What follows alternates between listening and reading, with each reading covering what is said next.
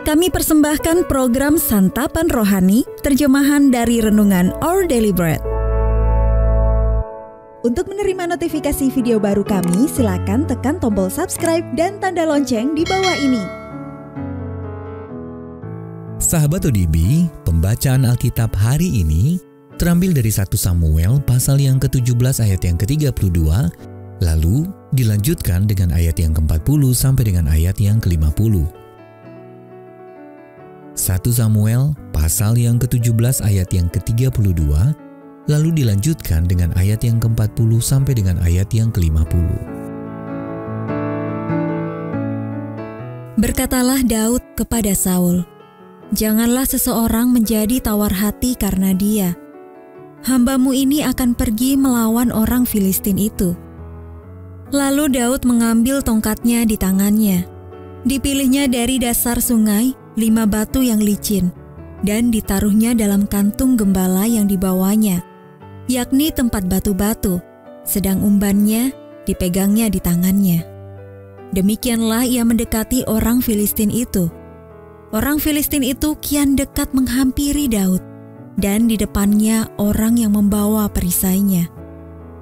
Ketika orang Filistin itu menunjukkan pandangnya ke arah Daud, serta melihat dia, dihinanya Daud itu karena ia masih muda, kemerah-merahan dan elok parasnya. Orang Filistin itu berkata kepada Daud, "Anjingkah aku, maka engkau mendatangi aku dengan tongkat?" Lalu demi para allahnya, orang Filistin itu mengutuki Daud.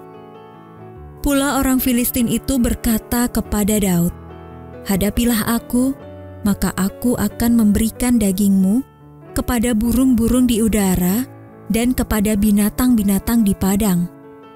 Tetapi Daud berkata kepada orang Filistin itu, "Engkau mendatangi aku dengan pedang dan tombak dan lembing, tetapi aku mendatangi engkau dengan nama Tuhan semesta alam, Allah segala barisan Israel yang kau tantang itu. Hari ini juga Tuhan akan menyerahkan engkau ke dalam tanganku, dan aku akan mengalahkan engkau dan memenggal kepalamu dari tubuhmu. Hari ini juga aku akan memberikan mayatmu dan mayat tentara orang Filistin kepada burung-burung di udara dan kepada binatang-binatang liar, supaya seluruh bumi tahu bahwa Israel mempunyai Allah, dan supaya segenap jemaah ini tahu bahwa Tuhan menyelamatkan bukan dengan pedang dan bukan dengan lembing, sebab di tangan Tuhanlah pertempuran, dan ia pun menyerahkan kamu ke dalam tangan kami." Ketika orang Filistin itu bergerak maju untuk menemui Daud, maka segeralah Daud berlari ke barisan musuh untuk menemui orang Filistin itu. Lalu Daud memasukkan tangannya dalam kantungnya. Diambilnyalah sebuah batu dari dalamnya.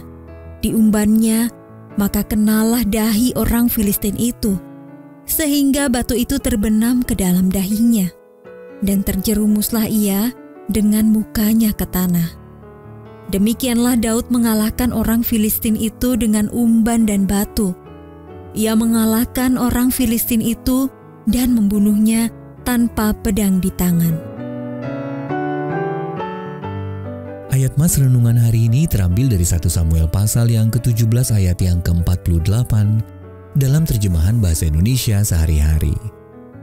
Dengan cepat Daud berlari ke arah barisan orang Filistin untuk menghadapi dia. Renungan hari ini berjudul Melarikan Diri dari Kalkun, ditulis oleh Mike Whitmer. Saya menemukan 2 ekor kalkun sedang berdiri di tengah jalan yang akan saya lalui. Seberapa dekat aku bisa menghampiri kalkun-kalkun itu? Pikir saya. Jadi saya memperlambat langkah lalu berhenti. Berhasil.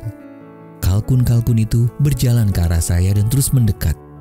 Dalam hitungan detik, kepala mereka berada dekat sekali dengan pinggang saya. Lalu punggung saya. Seberapa tajam paruh kalkun? Saya buru-buru kabur. Kedua unggas itu sempat mengejar saya sebelum akhirnya menyerah.